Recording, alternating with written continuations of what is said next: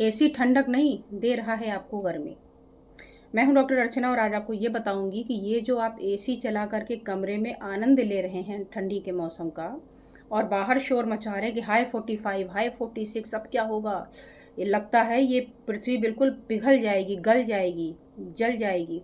कहीं एसी की दुकानों में ब्लास्ट हो रहे हैं, कहीं चलते चलते रास्ते में गाड़ियों के जो टायर हैं वो ब्लास्ट हो जा रहे हैं गर्मी के मारे। बुरी हालत है, चारों तरफ त्राहिमाम त्राहिमाम की स्थिति है और इसके लिए जिम्मेदार आप हैं और आपके कमरे में लगा हुआ एसी।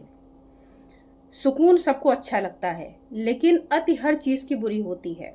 मैंने देखा ज़रूरत है तो भी, नहीं है तो भी कमरे में एसी ऑन है माने ऑन है, बिल्कुल चिल कर रखा है। एसी आपकी सुविधा के लिए है लेकिन उसका दुरुपयोग मत करिए कि 18-18 19-19 पे लगा करके चला रहे हैं बिल्कुल छोटे से कमरे में। और ये जितना अंदर ठंडा है इसके बाहर ज़रा टच करके आइएगा, फिर आपको पता चलेगा जितना अंदर कमरा ठंडा उतना बाहर ही गर्म।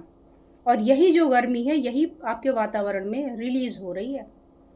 तो ज़रा उनका भी ध्यान रख लीजिए जो आपके रोड के आसपास होते हैं, उनका याद कर लीजिए जो ई रिक्शा चलाते हैं, उनका याद कर लीजिए जो रोड के किनारे बैठे होते हैं, उनका छोड़ दीजिए। अगर आपको लगे कि अरे दूसरों को क्यों ध्यान दें, तो आपके अपने ही बच्चे कल को इसी धूप और गर्मी में बिलबिलाएंगे, परेशान होंगे, क्योंकि 24 घंटे पूरे एटमॉस्फेयर में एसी आप इंस्टॉल नहीं कर सकते।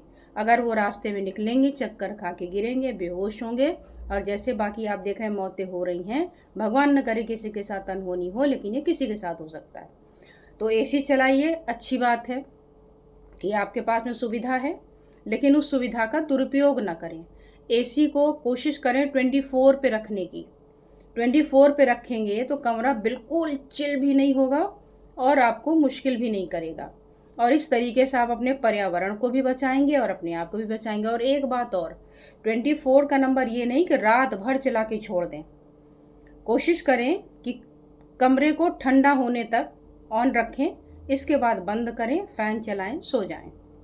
और ज़्यादा आपको कूलिंग चाहिए तो फ़ैन के साथ एसी चलाइए, इससे कम समय में और जल्दी ठंडा हो जाएगा। और इस तरीके से आप देखेंगे कि आप अपने साथ पर्यावरण और आगे वाली पीढ़ी को भी सुकून देने का प्रयास कर रहे हैं। तो आप इसे ध्यान रखें और अपने साथ अपने पर्यावरण को भी बचाएं। Thank you so much.